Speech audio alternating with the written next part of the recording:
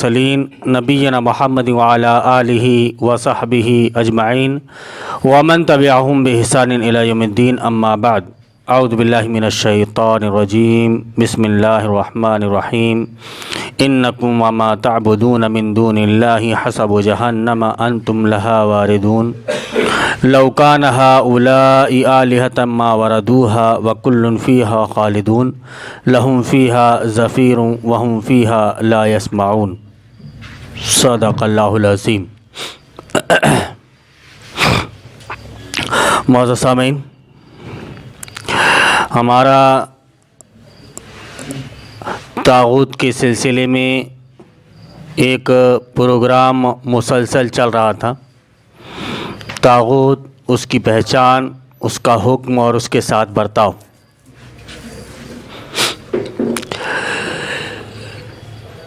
چند وجوہات کی بنا پر اس کا سلسلہ پچھلے کئی دنوں سے منقطع ہو گیا تھا۔ وہ سلسلہ اب ہم پھر شروع کر رہے ہیں۔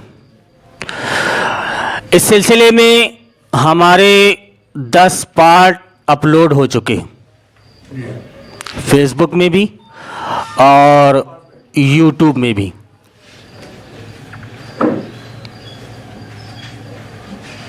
دونوں میں جس کو بھی سننا ہے تو وہ فیس بک اور یوٹیوب میں ان کو سن سکتا ہے۔ یہ 11واں پارٹ ہے۔ پچھلے درس میں ہم نے یہ بات ذکر کی تھی کہ شیطان لعین نے اللہ رب العالمین سے وعدہ کیا تھا کہ میں تیرے بندوں کو بہکاؤں گا، ان کے اعمال ان کے سامنے مزین کر کے دکھاؤں گا۔ سو شیطان نے اپنا وعدہ پورا کیا اور اس امت کے اندر یا اس امت کو اس حال میں لا کے چھوڑا کہ جو کچھ بھی وہ غلط کام کر رہی ہیں، لیکن تصور میں اس کے یہ ہوتا ہے کہ میں صحیح کر رہا ہوں۔ غلطی کا شائبہ تک نہیں پہنچتا، شائبہ تک نہیں ہوتا کہ میں نے کچھ غلط کیا ہے۔ جرم، غلط، باطل کا کھلا سپورٹ اور اس پر ڈھٹائی، یہ اس بات کی علامت ہے کہ شیطان نے ان کو ان کے خود کے اعمال مزین کر کے ان کے سامنے پیش کیا، خوشنما بنا کر پیش کیا۔ تو ان اعمال کو یہ بہت اچھا سمجھ رہے ہیں، بہت اچھا سمجھ رہے ہیں۔ لیکن یہ بات ہمیشہ ہمیں یاد رکھنی چاہیے کہ جو مومن ہے، جو اللہ کے نور سے دیکھتا ہے، شیطان کے سارے حربے اس کے سامنے ناکام ہو جاتے ہیں۔ فَاتَّقُوا فِرَاسَةَ الْمُؤْمِنِ فَإِنَّهُ يَنظُرُ بِنُورِ اللَّهِ، اللہ کے نور سے دیکھتا ہے، پہلی نظر ہوتی ہے اس کی قرآن پر، اور جو کچھ بھی وقت میں یا اس کے زمانے میں حالات چل رہے ہوتے ہیں، ان حالات پر اس کی پہلی نظر ہوتی ہے، اور پھر اس کے بعد اس حساب سے وہ فیصلے لیتا ہے کہ کیا صحیح ہے، کیا غلط ہے، کیا اچھا ہے، کیا برا ہے۔ اور حضرت عمر فاروق رضی اللہ تعالیٰ عنہ کا یہ قول اس کے سامنے رہتا ہے کہ تمہیں شرک کی معرفت زیادہ سے زیادہ ہونی چاہیے۔ وجہ اس کی ہے کہ آپ کو شرک ہی سے اجتناب کرنا ہے۔ شرک سے آپ نے اجتناب کیا، شرک سے آپ بچ گئے، تو آپ عین توحید پر قائم ہیں۔ تو جس کسی کی بھی نظر ایسی ہوگی تو باریک سے باریک چال شیطان کی وہ سمجھ جائے گا کہ یہ یہاں پر کس طرح سے ہمیں شرک کروانا چاہتا ہے۔ جیسے زہر کے سلسلے میں ہم اور آپ اچھی طرح سے جانتے ہیں کہ زہر تو زہر ہے، وہ اپنا کام کر جاتا ہے، چاہے آدمی اس کو زہر سمجھے یا نہ سمجھے۔ پودینے کا عرق سمجھ کر کے اس کو پی لے، وہ بھی ہرا ہوتا ہے، लिया उसने।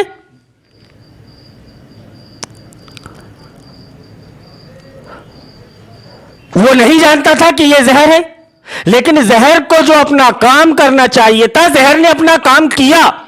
इसी तरह से अगर एक आदमी नादानिस्तगी में भी शिर्क करता है तो वो मुशरिक कहलाता है, क्योंकि उसने शिर्क किया। और शिर्क ऐसा गुनाह है जिसको अल्लाह रब्बुल आलमीन कभी माफ नहीं फरमाएगा। इन्नल्लाह ला यगफिरु अन युशरक बिही व यगफिरु मा दून ज़ालिका लिमन यशा, कि अल्लाह रब्बुल आलमीन शिर्क जैसे गुनाह को माफ नहीं करेगा। इसके अलावा जो भी गुनाह है अगर अल्लाह चाहेगा तो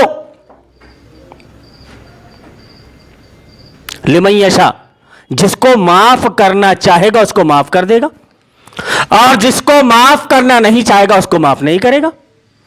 शिर्क के अलावा के कोई गुनाह अगर है, उसकी कुछ कोताहियां हैं, तो उस सिलसिले में शैतान को आपने क्या समझ रखा है? वह आपका खुला दुश्मन है, खुला दुश्मन है। वो अदुव्वुम मुबीन कहा, कुरान ने उसको अदुव्वुम मुबीन कहा। वो किसी भी लम्हे में यह नहीं चाहेगा कि आप तौहीद पर कायम रहें, नहीं चाहेगा।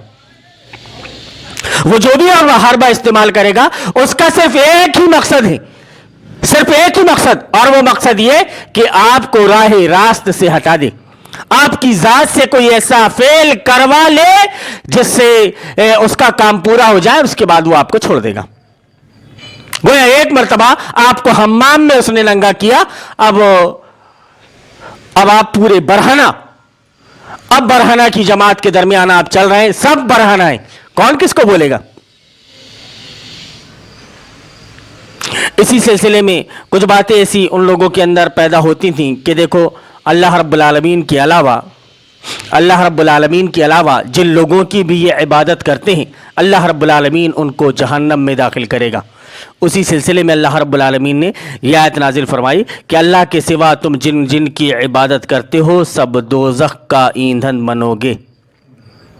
इन्नकुम वमा ताबुदूना मिन दूनिल्लाही, अल्लाह के अलावा जिसकी भी तुम इबादत करते हो सब के सब जहन्नम का या दोज़ख का ईंधन बनोगे, तुम सब दोज़ख में जाने वाले हो। अगर ये सच्चे माबूद होते तो जहन्नम में दाखिल ना होते। इनको अल्लाह रब्बुल आलमीन जहन्नम में दाखिल इसीलिए करेगा ताकि उन लोगों को दिखा दे कि देखो जिनको तुम माबूद समझ रहे थे वो खुद जल रहे हैं। अगर ये सच्चे माबूद होते तो जहन्नम में दाखिल ना होते। गोया अल्लाह रब्बुल आलमीन यह भी उनको दिखा देगा कि ये खुद अपने काम नहीं आ रहे हैं, तो अब तुम्हारे क्या काम आएंगे? जो आदमी खुद खड़ा हुआ ना हो वो दूसरे को खड़े कैसे कर सकता है? जो खुद पूरी तरह से तैयार ना हो दूसरे को तैयार रहने का हुक्म कैसे दे सकता है? जो खुद अजाब में मुबतला है वो दूसरे को अजाब से कैसे बचा सकता है? जबकि कोई भी आदमी हो, फितरतन कोई भी आदमी हो, अगर कोई मुसीबत आन पड़ती है तो सबसे पहले वो अपने आप को सेव करता है, सबसे पहले। अल्लाह रब्बुल आलमीन इसीलिए उनको जहन्नम का ईंधन बनाएगा कि देख लो कि अगर ये सच्चे माबूद होते तो जहन्नम में दाखिल ना होते, और ये सब के सब उसी में हमेशा रहने वाले हैं, और रहने वाले हैं वो वहां चिल्ला रहे होंगे और वहां कुछ भी ना सुन सकेंगे। चिल्लाएंगे, चीखेंगे, पुकारेंगे, लेकिन उनकी पुकार सुनने वाला कोई ना होगा। पुकार सुनने से मुराद कि उनकी इमदाद करने वाला कोई ना होगा, उनका साथ देने वाला कोई ना होगा कि किसी तरीके से हम यहां से निकल जाएं। इसी वजह से दुनिया में अभी मोहलत मिली हुई है। कोई चिल्ला रहा है, कोई बता रहा है, कोई बता रहा है तो आप समझ जाएं, सुधर जाएं, राह रास्त पर आ जाएं। अगर आप राह रास्त पर नहीं आए तो ये जान लो कि आपको भी फिर जहन्नम में जलना है। उस वक्त का चिल्लाना आपका काम ना आएगा। अगर अभी संभल गए आप तो आखिरत में आपके काम आपका अभी का संभल जाना ही है। हाफिज इब्न कसीर रहमतुल्लाह अलैह इसकी तफसीर में रकम तराज हैं कि एक दिन हुजूर पाक सल्लल्लाहु अलैहि वसल्लम ولید بن مغیرہ کے ساتھ مسجد میں بیٹھے ہوئے تھے کہ نضر بن حارث آیا. اس وقت مسجد میں اور قریشی بھی بہت سارے تھے. نضر بن حارث رسول اللہ صلی اللہ علیہ وسلم سے باتیں کر رہا تھا. جب وہ لاجواب ہو گیا تو آپ نے یہ آیت تلاوت فرمائی: انکم وما تعبدون من دون اللہ حسب جہنم انتم لہا واردون. نبی کریم صلی اللہ علیہ وسلم نے آیت فرمائی کہ لو کان ہؤلاء آلہۃ ما وردوها وکل فیہا خالدون لہم فیہا زفیر وہم فیہا لا یسمعون. جب آپ صلی اللہ علیہ وسلم اس مجلس سے چلے گئے تو عبداللہ بن زبعری آیا اور لوگوں نے اس سے کہا کہ آج نضر بن حارث نے باتیں کی لیکن بری طرح چت ہوا. اور محمد صلی اللہ علیہ وسلم یہ فرماتے ہوئے چلے گئے. اس نے کہا کہ اگر میں ہوتا تو انہیں جواب دیتا کہ ہم فرشتوں کو پوجتے ہیں، یہود عزیر کو اور نصارہ عیسیٰ کو، تو کیا یہ سب بھی جہنم میں جلیں گے؟ ایک حربہ اس نے پھینکا کہ بھائی ہم عزیر کو پوجتے ہیں، ہم فرشتوں کو پوجتے ہیں، یہود جو ہیں یہ عزیر کو پوجتے ہیں اور نصرانی یہ عیسیٰ کو پوجتے ہیں، تو کیا یہ سب بھی جہنم میں جلیں گے؟ سب لوگوں کو یہ جواب بہت پسند آیا. جب حضور اکرم صلی اللہ علیہ وسلم سے اس کا ذکر کیا گیا تو آپ صلی اللہ علیہ وسلم نے فرمایا جس نے اپنی عبادت کرائی وہ عبادت کرانے والوں کے ساتھ جہنم میں جائے گا. یہ بزرگ اپنی عبادتیں نہیں کراتے تھے، یہ لوگ تو انہیں نہیں بلکہ شیطان کو پوج رہے ہیں، اسی نے انہیں عبادت کی راہ بتلائی ہے. نبی کریم صلی اللہ علیہ وسلم نے بیان فرمایا کہ یہ جو کچھ بھی جو بزرگ گزرے ہیں، عزیر علیہ السلام، عیسیٰ علیہ السلام، یا یہ جو فرشتے ہیں جن کی یہ عبادت کرتے ہیں، انہوں نے اپنی عبادت کی طرف نہیں بلایا، یہ خود ان کو پوجتے ہیں. شیطان کے بہکاوے میں آ کر خود ان کو پوج رہے ہیں اور پھر ان کو یہ کہہ رہے ہیں کہ یہ بھی جلیں گے کیونکہ ہم ان کی عبادت کرتے ہیں. انہوں نے کبھی اپنی عبادت کی طرف نہیں بلایا. کوئی یہ بتا دے کہ حضرت عزیر علیہ السلام نے یا عیسیٰ علیہ السلام نے یا پھر فرشتوں نے ہی خود اللہ کے قانون کے مقابل میں کوئی قانون بنایا ہو، یا پھر جو کچھ بھی ان کو حکم دیا گیا تھا اس حکم کی ذرہ برابر حکم عدولی کی ہو، نافرمانی کی ہو، کوئی بتا دے تو پتہ چلے گا نہیں. جو بھی انبیاء کرام علیہم الصلوۃ والسلام اس دنیا کے اندر آئے اپنے مشن پر ہمیشہ قائم رہے. وَلَقَدْ بَعَثْنَا فِي كُلِّ أُمَّةٍ رَسُولًا أَنِ اعْبُدُوا اللَّهَ وَاجْتَنِبُوا الطَّاغُوتَ. ان کی زندگی کا مقصد تھا کہ عبادت اللہ کی ہو اور طاغوت سے کلی طور پر اجتناب ہو، کلی طور پر. لیکن ان لوگوں نے ان کو اپنا رب بنا لیا. تو جن کو انہوں نے خود اپنی طرف سے رب بنایا، خود اپنی طرف سے رب بنایا، اور ان کا معاملہ جب کہ ایسا تھا کہ یہ لوگ خالص اللہ کی عبادت کی طرف بلاتے تھے، تو اس میں ان کا شمار نہیں ہوگا. کیونکہ کبھی کسی نبی نے یہ نہیں کہا کہ میرے بعد میری عبادت کرنے لگنا یا میری قبر بنا کر اس میں پوجا اور پرستش کرنے لگنا. جبکہ نبی کریم صلی اللہ علیہ وسلم سے واضح طور پر یہ حدیث ملتی ہے کہ آپ صلی اللہ علیہ وسلم نے بیان فرمایا کہ لا تجعل قبری وثنا یعبد. ایسی پختہ مت بنا لینا کہ عبادت ہونے لگے اس میں. میری قبر کو پختہ مت بنا لینا. ظاہر سی بات ہے کہ ایسی تعلیمات جو پہلے انبیاء کرام گزر چکے تھے انہوں نے بھی دی ہوگی، کیونکہ سارے نبیوں کے مشن ایک تھی. حضرت عدی بن حاتم رضی اللہ تعالیٰ عنہ سے جب نبی کریم صلی اللہ علیہ وسلم نے بیان فرمایا کہ کیا وہ جو چیز حلال کرتے تھے تو تم ان کو حرام نہیں سمجھ لیتے تھے؟ احبار و رہبان کے سلسلے میں اتخذوا احبارهم ورهبانهم اربابا من دون اللہ کی تفسیر میں جو حدیث آتی ہے جس کو بارہا میں ذکر کرتا رہتا ہوں، یہ نظام طاغوت کے سے برأت کے سلسلے میں یا نظام طاغوت کو پہچاننے کے سلسلے میں، اس کے سلسلے میں کیا حکم ہے، کون کون سی چیزیں طاغوت بن رہی ہیں، اس کو سمجھنے کے لیے بہت اہم حدیث ہے وہ، اور صحیح حدیث. उनके उलमा सिर्फ ये बोलते थे कि हमें ऐसा करना है, ऐसा नहीं करना है, ये लोग मान लेते थे। वैसे ही आज के उलमा ये कह रहे हैं कि आप वोट दे सकते हो फलानी पार्टी को, आपको मुत्तहिद होकर वोट देना चाहिए। कभी दीन के लिए नबी की इस उम्मत को एक करने की बात उन्होंने नहीं की, लेकिन जो जो इलेक्शन का जमाना करीब आता जाता है, तो इनके ऐसे बयानात आते जाते हैं, कभी शहादत के दर्जे पे रखते हैं, कभी किसी चीज पर, कभी किसी चीज पर। इस सिलसिले में आप देखेंगे तो आप अगर देखेंगे तो हमारे प्रोग्राम इस सिलसिले में, वोट के सिलसिले में आपको मिल जाएंगे। गालिबन उस आयत के ज़िम्न में फमन यकफुर बित्तागूत व युमिन बिल्लाह फ़क़द इस्तमसक बिलउरवतिल वुस्क़ा ला इन्फ़िसाम लहा वल्लाहु समीउन अलीम। 10-12 पाठ हमने इसमें बयान किए तफसील के साथ, तफसीली गुफ्तगू कि कहां से किस किस तरह से ये नबी की उम्मत को बहकाने की कोशिश कर रहे हैं। उलमा ही का शिकार होती है उम्मत तो जाहिल है, उसको कुछ नहीं मालूम। उलमा ने जो बयान कर दिया वही सब कुछ उनके नजदीक है। जैसा कि जुमे के खुतबे में भी मैंने वह हदीस बयान की कि नबी करीम सल्लल्लाहु अलैहि वसल्लम ने बयान फरमाया कि दज्जाल से ज्यादा खतरनाक मेरी उम्मत के लिए ये उलमाए सू हैं, अइम्मा मुज़िल हैं, गुमराह करने वाले इमाम।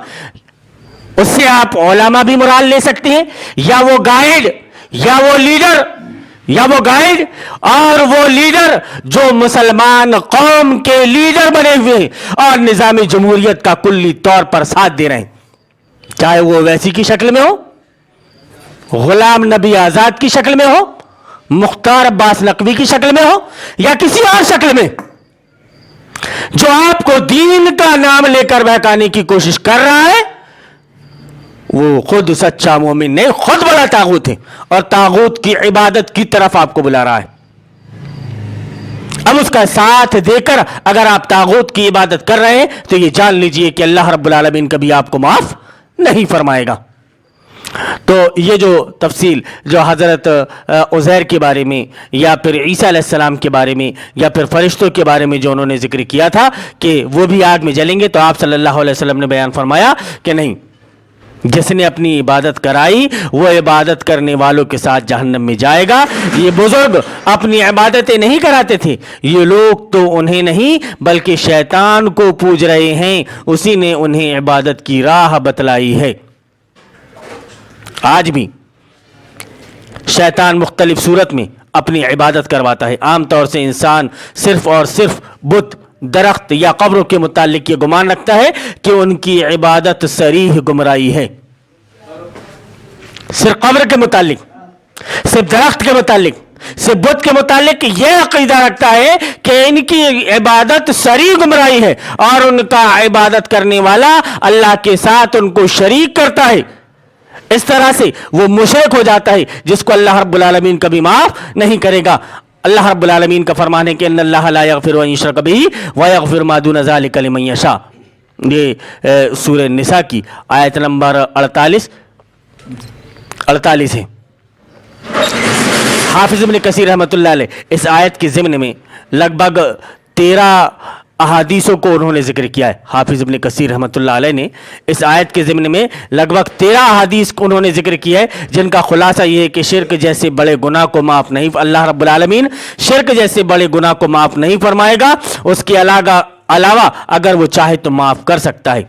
अगर हम इस आयत को सामने रखते हुए गौर फिक्र करें तो साफ पता चलता है कि शैतान लईन ने रब्बुल आलमीन से जो अहद किया है उस अहद के मुताबिक वो गुमराह करने में कम अज कम शिर्क से कम में राजी ना होगा। अल्लाह से जो वादा किया है उसने, और वो वादा क्या है कि मैं तेरे बंदों को गुमराह करूंगा, मैं उनको के सामने उनके आमाल को खुशनुमा बना करके पेश करूंगा। जो वादा किया है, तो जो शैतान लाइन को अल्लाह रब्बुल आलमीन ने छूट दी है, तो शैतान कम से कम शिर्क से कम में तो आपसे वो राजी हो ही नहीं सकता।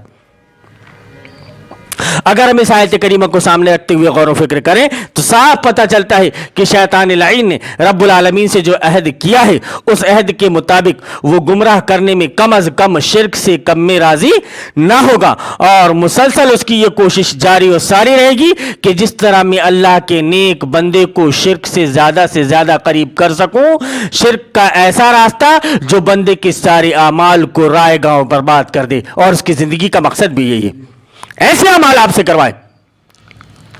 تو پھر کیوں، آخر کیوں ہمارے کانوں میں جو کیوں نہیں رینگتی؟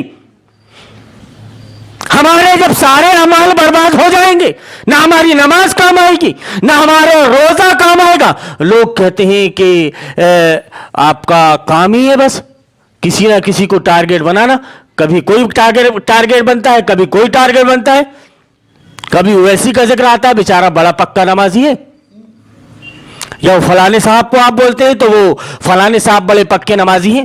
تو گویا تمہارے نزدیک نماز و روزہ ہی اصل عبادت ہے، اس کے علاوہ کوئی دوسری عبادت نہیں۔ یقیناً اگر ایک بندہ مومن ہے، ایک بندہ مسلم ہے، ایک نے اللہ رب العالمین پر ایمان لایا ہے، نبی صلی اللہ علیہ وسلم پر ایمان لایا ہے، تو نماز روزہ حج زکوٰۃ تو اسے کرنا ہے ہی، لیکن اس کے بعد بھی کچھ لوازمات ہیں، اس کے کچھ مقتضیات ہیں، اس کے کچھ متطلبات ہیں، اس کے کچھ تقاضے ہیں جو اسے پورے کرنے ہیں۔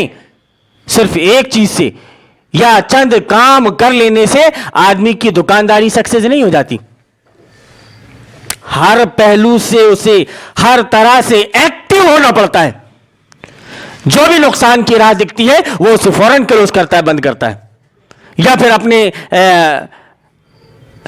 روٹین میں یا پھر اپنا جو کیلکولیشن ہے اس میں وہ تبدیلی کرتا ہے کہ نہیں پہلے میں اتنے کا یہ اتنا دیا کرتا تھا لیکن اب مجھے نقصان ہو رہا ہے تو میں اتنے کا اب اتنا دیا کروں گا۔ تو یہاں پر تو کیلکولیشن، لیکن دین کے سلسلے میں مولانا صاحب نے جتنا بتا دیا کہ نماز روزہ حج زکوٰۃ، نماز روزہ حج زکوٰۃ، تو اللہ رب العالمین نماز بھی برباد کر دے گا، روزہ بھی ضائع کر دے گا، اس کا بھی کچھ عمل اس کا کوئی ثواب اس کو نہیں ملے گا، کیونکہ مین جو بنیاد ہے، اور وہ کون سی بنیاد؟ توحید کی۔ وہ کون سی بنیاد؟ اجتناب کی کفر سے۔ وہ کون سی بنیاد؟ جو کفر بالطاغوت والی ہو۔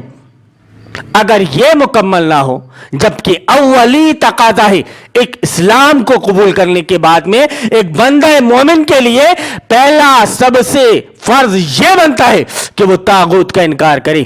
فمن یکفر بالطاغوت ویؤمن باللہ فقد استمسک بالعروۃ الوثقی لا انفصام لها واللہ سمیع علیم۔ اس آیت کو ذکر کرنے کے بعد میں شیخ الاسلام محمد بن عبد الوہاب رحمۃ اللہ علیہ خود ذکر کرتے ہیں کہ اللہ رب العالمین نے ابن آدم کے اوپر جو فرض کیا ہے ان میں سب سے پہلی چیز یہ ہے کہ وہ طاغوت کا انکار کرے، والایمان باللہ، اور پھر اللہ رب العالمین پر ایمان لے آئے۔ پہلے طاغوت کا انکار ہے، لیکن تم پوری طرح سے طاغوت کا سپورٹ کر رہے ہو، پوری طرح سے اس کا ساتھ دے رہے ہو، اور پھر یہ چاہو کہ ہماری نماز روزہ حج زکوٰۃ سب قبول ہو جائیں گی۔ ایک موٹی بات آپ یہ بتائیے کہ آپ کے والد کا ایک کٹر دشمن ہے، آپ کے والد کا ایک کٹر دشمن ہے، آپ کے والد اس کے ساتھ آپ کو رہنے کے لیے منع کر رہے ہیں، بدماش آدمی، کہ دیکھو بیٹا غلط آدمی کی صحبت میں مت رہو، وہ آدمی اچھا نہیں ہے، آج نہیں تو کل لے جا کر کہیں نہ کہیں تمہیں ڈبو دے گا۔ والد چونکہ بزرگ ہے، دنیا اس نے دیکھا ہے، بچے کو جو مشورہ دے رہا ہے وہ صحیح مشورہ دے رہا ہے، کہ بہت کچھ اس کی آنکھوں نے دیکھا ہے۔ اب اگر وہ بیٹا باپ کی باتوں کو نظر انداز کر دے، اب باپ کا سر بہت تڑک رہا ہے، بہت دکھ رہا ہے، اب وہی بچہ جا کر کے بیٹھے چمپی کرے تو باپ اس سے چمپی کروائے گا؟ یا پھر کچھ کاروبار کر کے حلال طریقے سے کچھ اس نے لے کر آیا ہے تو باپ اس کی اس دولت کو قبول فرمائے گا، قبول کرے گا؟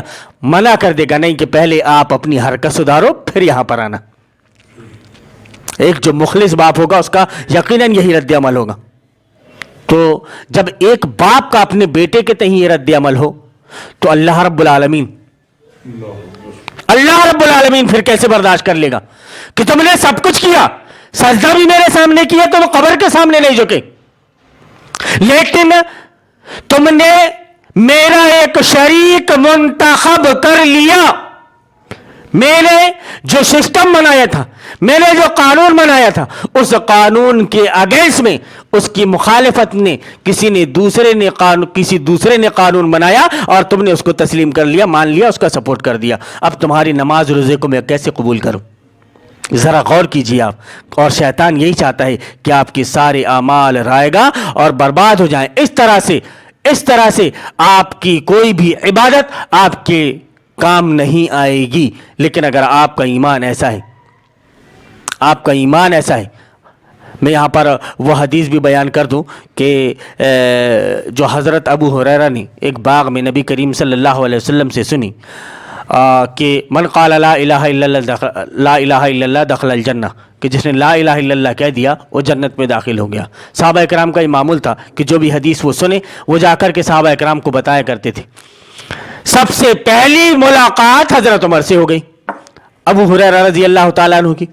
اور جیسی انہوں نے ان کو یہ حدیث سنائی, حضرت عمر فاروق رضی اللہ تعالیٰ عنہ نے مارا کھینچ کے ایک سینے میں. حضرت ابو ہریرہ رضی اللہ تعالیٰ عنہ بیان فرماتے ہیں کہ میں اپنے کولہوں کے بل گر پڑا, فخررت علی استی, اور پھر میں بھاگا نبی کریم صلی اللہ علیہ وسلم کے پاس میں آیا, اور پھر نبی کریم صلی اللہ علیہ وسلم سے عمر نے پوچھا کہ کیا آپ نے ایسا کچھ بیان دیا ہے یا آپ نے ایسا کچھ بیان فرمایا ہے؟ نبی کریم صلی اللہ علیہ وسلم نے فرمایا کہ ہاں. آپ صلی اللہ علیہ وسلم سے حضرت عمر فاروق رضی اللہ تعالیٰ عنہ نے فرمایا کہ الا فیتکلوا, کہ اللہ کے رسول صلی اللہ علیہ وسلم اب ایسا آپ نہ کہیں, کیونکہ لوگ اسی پر بھروسہ کر لیں گے, اور آج نبی کی امت اسی پر بھروسہ کرے بیٹھی کہ جس کے دل میں رائی کے دانے کے برابر ایمان ہوگا وہ جنت میں جائے گا ہی. اب آپ کو مولوی نے اس طرح سے مطمئن کر دیا کہ آپ کے دل میں اگر رائی کے دانے کے برابر ایمان ہے تو آپ جنت میں جاؤ گے. کیسا مطمئن ہو جاتا ہے صاحب آدمی, کتنا مطمئن ہو جاتا ہے. جبکہ نبی کریم صلی اللہ علیہ وسلم بیان فرماتے ہیں کہ لو تعلمون ما اعلم لضحکتم قلیلا ولبکیتم کثیرا, کہ سنو جو کچھ میں جانتا ہوں اگر تم جاننے لگو تو تم ہنسو کم اور رو زیادہ. آپ صلی اللہ علیہ وسلم یہ بیان فرمانا ہے جنہوں نے یہ بھی بیان فرمایا کہ جس کے دل میں رائی کے دانے کے برابر ایمان ہوگا وہ جنت میں جائے گا. وہ یہ بیان فرما رہے ہیں کہ اگر جو میں جانتا ہوں وہ تم جان لو تو تم ہنسو کم اور رو زیادہ. آخر کیا چیز تھی, آخر کیا بات تھی, آخر کیا وجہ تھی؟ وہ کون سی ایسی باتیں تھیں یا کون سی ایسی چیز تھی جس نے صحابہ کرام رضوان اللہ علیہ مجمعین کے پہاڑ جیسے ایمان کو متزلزل نہیں کر سکا؟ اور آج ہمارا اور آپ کا ایمان جو بھی آتا ہے 4 لفظ سناتا ہے, قال اللہ و قال رسول کہا, اور اس نے ہمیں گمراہ کر دیا.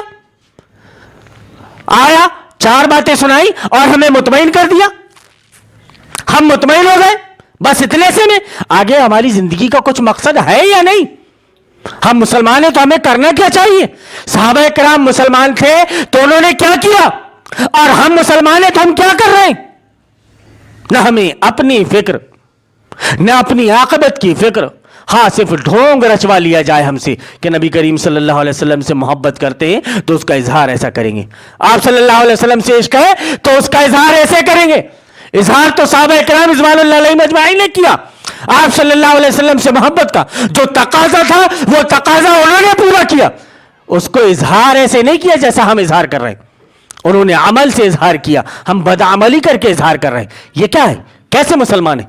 یہ مسلمان ہیں وضع میں تم ہو نصارہ تو تمدن میں ہنود. یہ مسلمان ہیں جنہیں دیکھ کے شرمائے یہود. کل ایک نیوز دیکھ رہا تھا تو اس میں یہ آیا کہ یو اے ای میں اور دبئی میں شراب کھلے عام پی جائے گی, کوئی روک ٹوک نہیں, قانون پاس ہو گیا, قانون پاس ہو گیا. اور جو بھی 14 سال کا سے اوپر کا ہے وہ اپنے آپسی تعلقات مرد عورت سے بنا سکتا ہے، اس پر اس کو کوئی سزا نہیں ملے گی۔ کیا ہے یہ؟ کیسا مسلمان ہو تم؟ کیسا ایمان ہے تمہارا؟ پھر آدمی کی نظر وہیں پر جاتی ہے، پھر وہیں سے فون آئیں گے اور یہ مولوی مسجد تعمیر کریں گے، مدرسے تعمیر کریں گے اور ان کے اس پیسے کو یہاں پر خرچ کریں گے، نہر بہتی چلے آئے گی وہاں سے۔ کیا ہو رہا ہے یہ سب؟ کون کروا رہا ہے تم سے؟ تمہارے سر کے اوپر کون ہے؟ تم کس کے اشارے پر ناچ رہے ہو؟ وہ یہودی جس نے قسم کھائی ہے کہ جب تک زندہ رہیں گے نبی کریم صلی اللہ علیہ وسلم کی مشن کی مخالفت کرتے رہیں گے، جو قسم ہوئی بن اخطب یہودی نے کھائی تھی۔ سیرت ابن ہشام جلد نمبر 2 صفحہ نمبر 165 ہوئی بن اخطب نے قسم کھائی تھی کہ میں جب تک زندہ رہوں گا نبی کریم صلی اللہ علیہ وسلم کے مشن کی مخالفت کرتا رہوں گا، اور آج بھی یہودی اپنے اس مشن پر قائم و دائم ہے۔ دوسری طرف نبی کا امتی جس نبی کا مقصد لیظہرہ علی الدین کلہ، تاکہ تمام کے تمام ادیان باطلہ پر اس دین کو غالب کر دیں۔ آپ کی زندگی کا یہ مقصد، اس مقصد کے پیچھے نبی کی امت کتنا کام کر رہی ہے، جبکہ اس کا حال تو یہ ہے کہ وہ غیروں کے سسٹم کا عالم اٹھائے ہوئے مباہلہ کرنے کے لیے تیار ہیں کہ میں اس کو عمرے کا ٹکٹ فری دوں گا، اس کے ساتھ جا کر میں بھی عمرہ کروں گا، اور پھر وہاں جانے کے بعد میں روضہ رسول کے سامنے کھڑے ہو کر ہم دونوں کہیں گے کہ اگر میں بی جے پی سے مل گیا ہوں تو مجھے اللہ ہلاک کو برباد کر دے یہیں، اور وہ بھی ایسا کہے۔ کیا ہے یہ؟ مباہلے کو تم نے مذاق بنا لیا؟ کیا تمہارا حج اور عمرہ صرف اسی لیے رہ گیا ہے؟ کیا مکہ اور مدینہ سے عقیدت تمہاری صرف اسی لیے رہ گئی ہے؟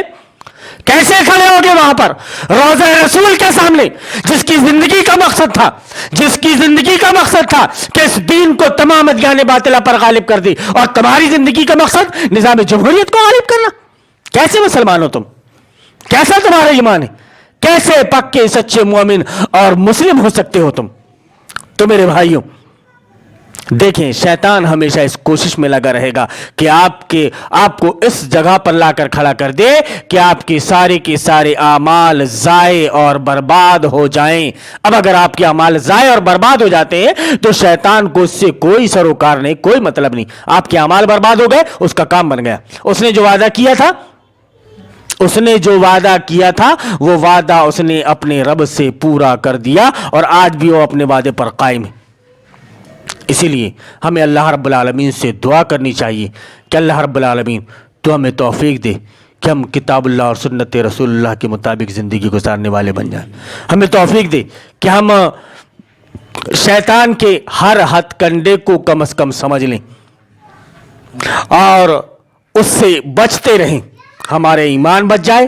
وہ رائی کے دانے کے برابر جو ایمان جس کے دل میں ہوگا وہ جنت میں جائے گا۔ یقیناً وہ ایمان طاغوت کے انکار والا ہوگا، اس نے اپنی زندگی میں اپنے رب کے ساتھ کسی کو شریک نہیں کیا ہوگا۔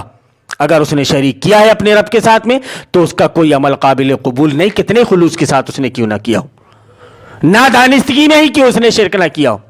نادانستگی نے آدمی زہر کھا لیتا ہے تو ڈاکٹر زہر اس کے جسم پر ایسا نہیں کہ اثر نہیں کرتا، زہر اثر کر دیتا ہے۔ اسی طرح سے شرک بھی آپ کے اعمال کو اسی طرح سے چر جائے گا، اسی طرح سے آپ کے پورے اعمال کو برباد کر دے گا جیسا کہ زہر چرنے لگتا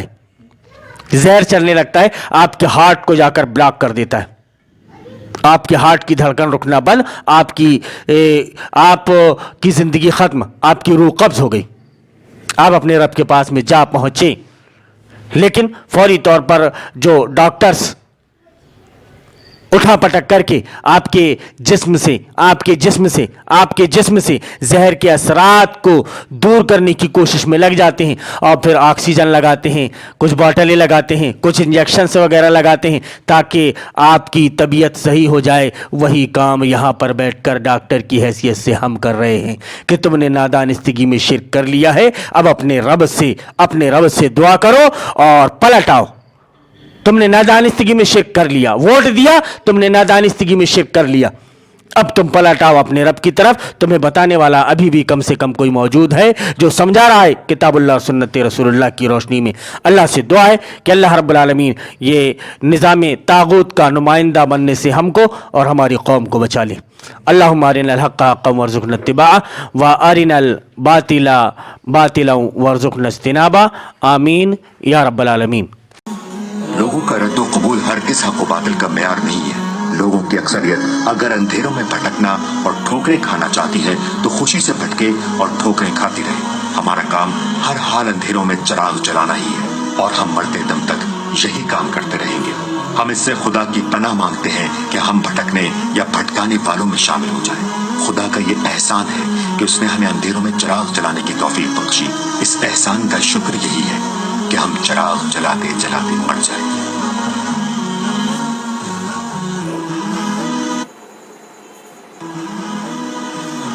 ये शरीयत बुज़दिलों और नामर्दों के लिए नहीं उतरी है, नफ्स के बंदों और दुनिया के गुलामों के लिए नहीं उतरी है। हवा के रुख पर उड़ने वाले खसो खाशात और पानी के बहाव पर बहने वाले हशरातुल अर्ज़ और हर रंग में रंग जाने वाले बेरंगों के लिए नहीं उतरी है। ये उन बहादुर शेरों के लिए उतरी है जो हवा का रुख बदल देने का अज़्म रखते हो, जो दरिया की रवानी से लड़ने और उसके बहाव को फेर देने की हिम्मत रखते हो।